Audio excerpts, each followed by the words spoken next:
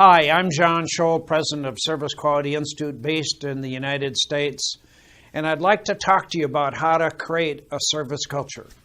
You know, what I've seen over the last 45 years that I've been in the development of people business, and for the last 38 years focusing just on helping companies create a service culture, is that when we talk about creating a culture, we tend to think that there's one magic program we could use, and we can dip our employees in this magic program. And bingo, everybody is going to be perfect for the rest of their life. You know, most employees in companies tend to be young. So we think we're going to take this 22-year-old or 27-year-old and we're going to dip them and they're going to change all of their behaviors and attitudes and for life become perfect. Maybe the person's 40 or 55 or 60, okay? So if we're going to create a service culture, what I've noticed is that organizations tend to buy something and we get everybody all excited. Performance goes up, employees get excited. And after about 6 months, it tends to die. Now, I don't know if you've seen that in your organization. And then what we do is we wait at least 5 years because you don't want to rush into this stuff because we know that this one magic program, maybe it was 8 hours of training, okay, is going to change the life of this person. And so we wait 5 years, and then we buy another program, maybe from a different company, a different organization, and usually after about 6 months, it tends to die. And then we wait another 5 years or so, and then we buy something new again, because you don't want to rush into this stuff. And then after about 6 months, it tends to die. We call this training. And this is what most organizations do, and that's maybe why customer service is pretty weak around the world. So at Service Quality Institute, what we're trying to do is to help companies create a service culture. Now, in order to create a service culture, I believe that you got to have something new constantly. And as soon as you stop, it tends to die. So the key here is it's got to be new, it better be different, and it better be fresh. And it better be at least every 4 months. So the concept that we're going to graduate from college, because we took one course, one class of 4 hours, and we're done. We are now going to get our MBA, or we're going to become a doctor or a nurse because we took a 4-hour course, or maybe even 8 hours, okay? It's crazy.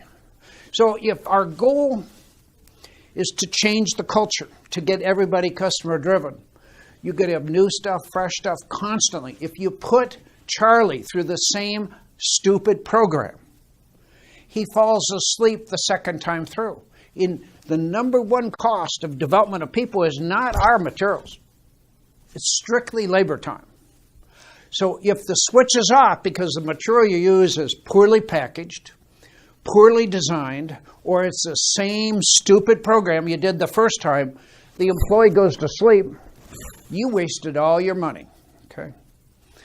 And then another problem that we have is their employee turnover is pretty aggressive. So I think in most organizations, employee turnover is probably 25%. Now, in some organizations, it's 90%. In some, it's only 10%. What I find is that most people are pretty embarrassed about the employee turnover. And employee turnover is if you got 1,000 employees and you lose 250 employees a year, that's a 25% employee turnover rate.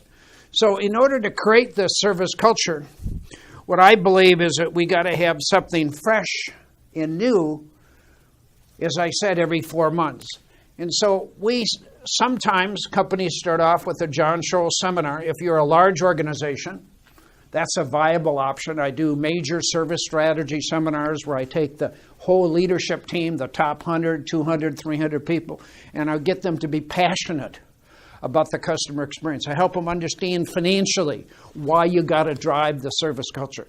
See, I think one of the reasons that most companies are not service-driven is that the top leadership team does not understand the financial impact. They don't understand how you can increase market share, market dominance, how you can dramatically increase sales. That's the power of the service strategy. And then the second part of it is the only marketing tool you could use, that you could sit down with all your competitors, tell them what you're going to do, how much money you're going to spend on it, why you are going to do it, and what you expect the results to do. And 100% of your customers will think you went crazy, and they'll never copy you. That's the power of the service strategy. So we have another program we have called Leading Empowered Teams. And this is a 2-day seminar for supervisors and managers. So again, let's say you had a company of 200 employees. You probably have at least 10, possibly 25 people in management, leadership, supervisory positions. If they don't know that they're in the customer service business, maybe they think they're a bank, they're a retailer, they're a government organization, it's important to change the paradigm so that they understand they're in customer service. Then we do 4 things with leading empowered teams. One is that we get them to identify all the stupid stuff you do that turns off customers. And because we love policies and rules and procedures, and some of them really hurt us. Number 2, we focus on how do we coach employees for higher performance. So if we have 200 employees or 2,000 employees, how do we get the supervisor and the manager to pat the employee on the back, to let them know how important they are, to push them to a higher level? I think that many managers and supervisors believe that the only reason people work is because of money. And that if you just paid people more money, they'd work harder, and that's all you really need to do. Well, if you doubled the salary of every employee in your company right now, performance would not go up 1%, and in about 30 days you'd be out of business. So we use a different technique, which is coaching. How do I motivate people? And then the third element of leading empowered teams is empowerment. How do we force employees to make fast decisions on empowerment in favor of the customer? How do we teach them to bend the rules, to break the rules if needed, to take care of a customer to the customer's satisfaction? What we tend not to do is teach principles. Instead, we teach policies and rules and procedures. If our focus is to become rich, to rapidly grow the business, to become a service leader, you got to get your employees to master empowerment on the spot. And my definition of empowerment is I want the employee to do whatever they got to do on the spot to take care of a customer to the customer's satisfaction. And the fourth element is that we focus on teamwork. How do we get to work as a team? So the reason we do that, let's say you got 500 employees and you got 100 managers and leaders and supervisors, and the employees all of a sudden do an incredible job. The customer experience rapidly grows, and the supervisor says, well, it's about time he did what he's supposed to do. No recognition, no positive feedback. Eventually the employees say, screw this stuff, management doesn't care. Then we have the most magic program I have, which is called Feelings. In Feelings, we have 5 versions of Feelings. We have one for professional office environments. We have one for retail service. We have one for supermarkets. We have one for higher education. And we have one for healthcare. Feelings is implemented in 3 sessions spaced 1 week apart of about 3 to 4 hours each. And Feelings is really powerful at changing attitudes and behavior and teaching the fundamentals of customer service. Maybe one of the reasons it's been so successful is that it works on the self-image and self-esteem. It builds people from within. It gets people to feel good about themselves. Most employees think they get a better deal out of Feelings than the organization. And Feelings was implemented in January of 1980. I developed it in 1979 before most of the viewers of this video were born. Now it's been updated many, many times, so it's not, a video from 30 years ago or 40 years ago, but it's really powerful stuff.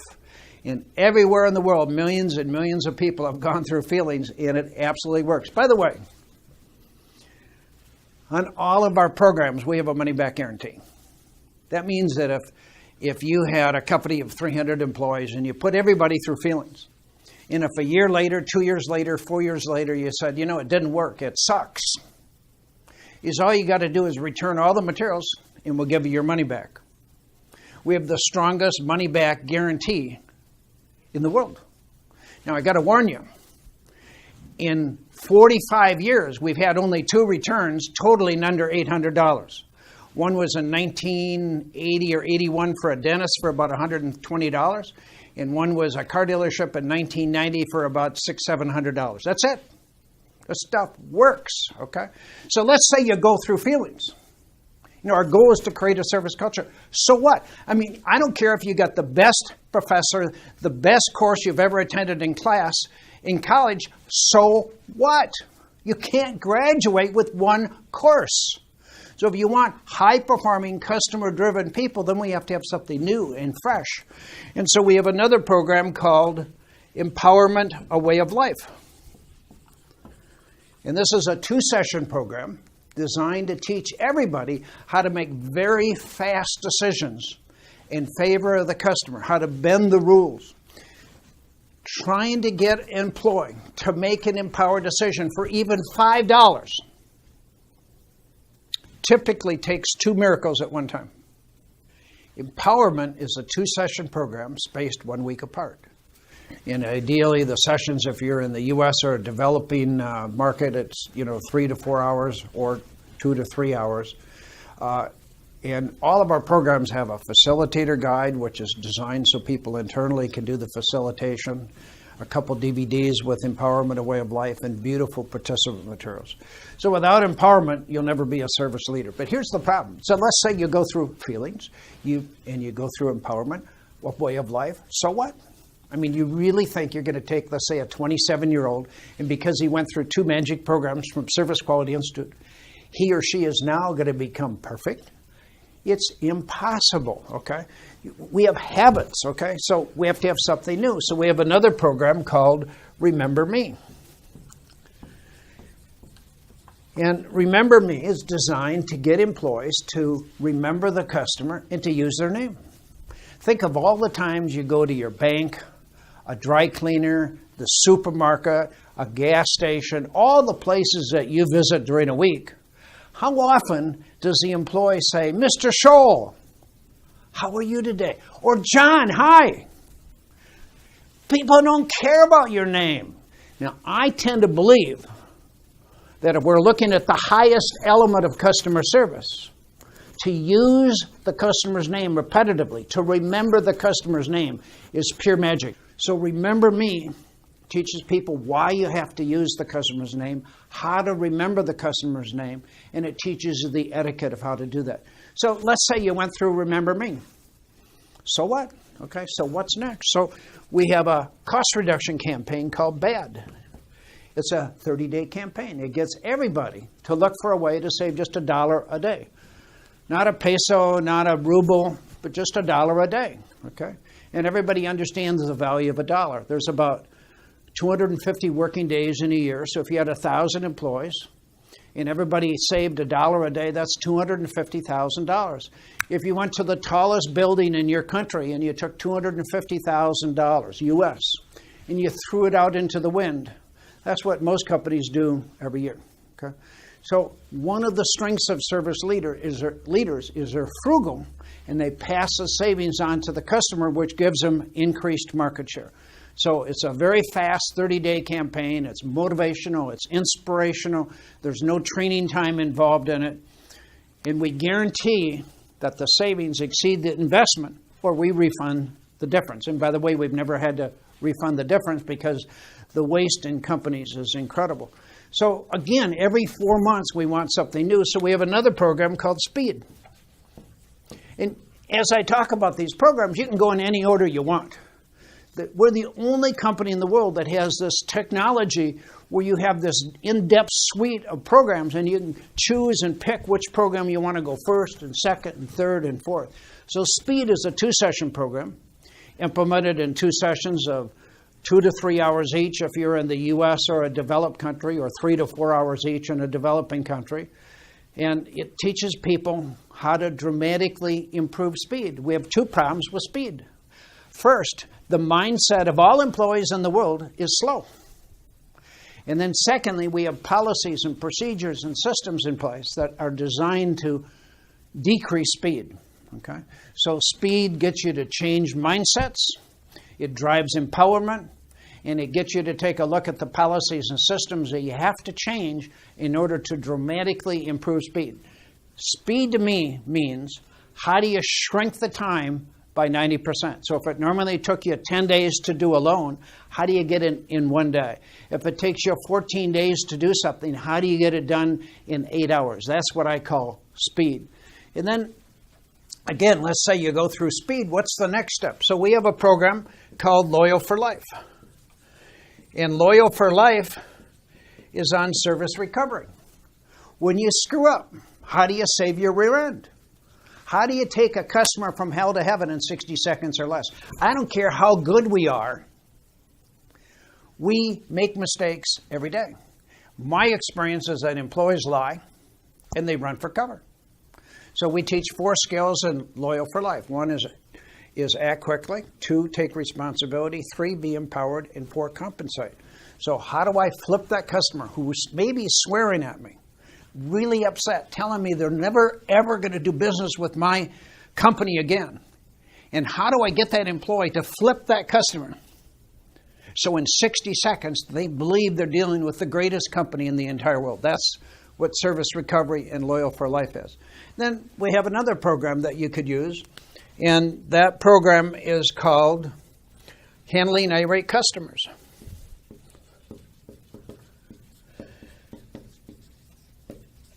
Every day, because bad things happen, some customers blow up on you. They get really upset. Sometimes I explode on customers. I find that sometimes people cry. Sometimes they fight back. Their ego gets hooked. And, they just hang up on you, or they just say, get out of here. If your goal is to keep customers, to grow your business, you have to teach employees how to handle irate customers. When I originally designed Feelings in 1979, and we do have somewhat handling irate customers in that program, the number one goal for the participants was, how am I going to handle irate customers? Because it ruins my day. So this is an in-depth program, 2 sessions, implemented in 2 to 3 hours, or in developing countries, 3 to 4 hours, spaced 1 week apart. And it's powerful. Again, we always use a facilitator guide. We use participant materials. We use some video. So let's say you went through handling irate customers. So what? How are you going to keep those momentum going? See, you can't put Charlie or Maria back through the same program, because it's got to be fresh and it's got to be different. So we have another program called Moving Up. And moving up gets people to believe in themselves. The purpose of moving up is to get people to want to be indispensable, to be extraordinary. Visualize if you had 400 employees and every single person wanted to become indispensable and extraordinary. I mean, you could slay the dragon. You could accomplish anything. Now, the reason I created Moving Up is I'm developing people. I believe that the obstacle that we face is the employee says, you don't quite understand. I'm just the janitor. I'm just a security guard. I'm just a receptionist. So most people have a ceiling of cement, 6 feet, 8 feet deep over their head. The goal is to remove those limitations, to get your employees to want more, to make more money, to want to make more money, to get promoted, to move up in your organization. And if you can do that, you'll be on a rocket ship going to the moon. And then we have another program called Exceptional Service. An Exceptional Service is a 1-session program implemented in 1 session of 3 to 4 hours each, designed to get employees to understand, how do you deliver exceptional service? Some people like just a 1-session program of 3 to 4 hours. That's easy to implement, beautiful material. Again, what would happen if every single person was focusing on exceptional service? And then we have another program called the Good Idea Campaign, which is a 30-day campaign designed to get people to look for ideas that can improve the customer experience, that can improve customer satisfaction. And again, it's a 30-day campaign. There's no money, there's no prizes. It's all based on recognition and fun. And it's really a cool campaign that can get thousands of people to come up with ideas on how to improve quality and customer satisfaction. And then we have another program called the Service First Video Library. And Service First is 12 different DVDs, 12 sessions. It could be implemented in a 2-day seminar. It could be implemented once a week for 12 weeks for 1 hour. It could be implemented once a month for 12 months. You get 12 different DVDs or one flash drive. Everything's available also on a flash drive. And then you download off the internet the participant material, the facilitator material, the PowerPoint presentation, so there's no recurring costs. So it's a beautiful program. And in order to create the video library, we stole material from every program that we have, and we built it in to the Service First Video Library. And then we have one more program called Coaching for Success. And as you can see, I'm running out of room over here. And this is for managers, department heads, and supervisors. It's a 1-day seminar implemented with 2 videos, a facilitator guide, awesome participant material. And it's for every supervisor and manager. And it focuses on how do we use recognition to motivate people for higher levels of performance.